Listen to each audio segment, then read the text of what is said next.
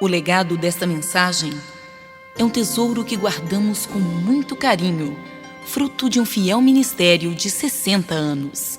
Com vocês, a voz de Roberto Rabelo, com o tema A Nossa Parte na Salvação. Em nossa última palestra, demonstramos que por sua morte na cruz, o Senhor Jesus Cristo pagou de modo pleno a culpa dos nossos pecados e possibilitou-nos a salvação. O pecado rompera a unidade que havia entre Deus e o homem e trouxe geral desarmonia. O sacrifício de Jesus tornou possível o perdão e a reconciliação com o Criador. Não que Deus fosse inimigo do pecador. Ele amava seus transviados filhos e iniciou o processo de reconciliação. Era-lhe, porém, impossível, como Deus de justiça, estender favor ao homem, estando a culpa deste sem punição.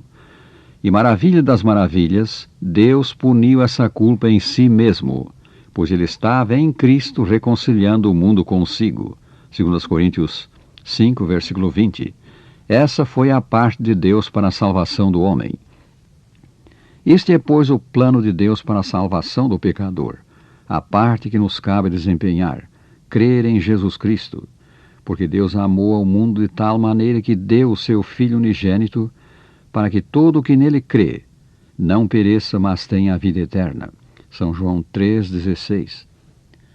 Quando cremos em Cristo e com arrependimento lhe confessamos os nossos pecados, Deus põe a nosso crédito a morte de seu Filho e nos perdoa todo o pecado.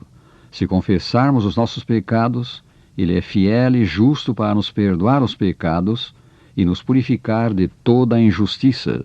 1 São João 1, versículo 9. Todo o nosso mal passado é desfeito, coberto pelo perdão divino.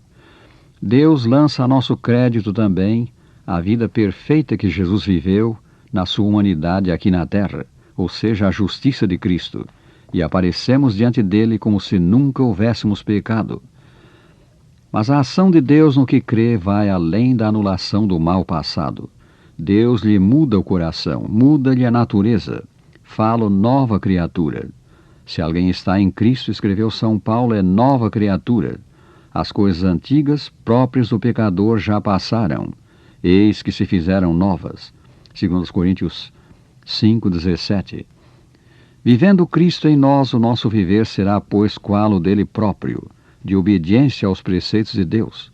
Ora, sabemos que o temos conhecido por isso, se guardamos os seus mandamentos. 1 São João 2, versículo 3. Aqui um esclarecimento. A obediência aos preceitos de Deus, vista no que crê em Cristo, não é a causa da salvação, mas o efeito dela.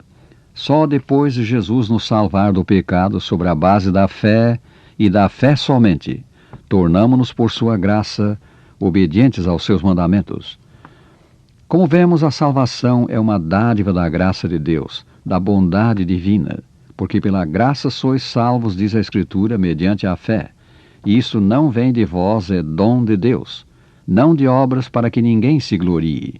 Efésios 2, versículos 8 e 9. A New English Bible é ainda mais clara. A salvação é dádiva de Deus, não uma recompensa por trabalho feito.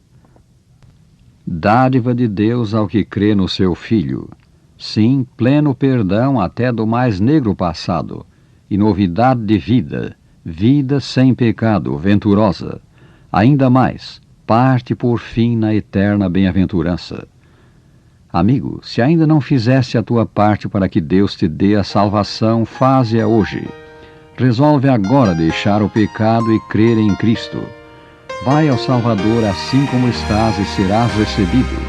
O que vem a mim, disse ele, São João 6,37, de modo nenhum o lançarei fora.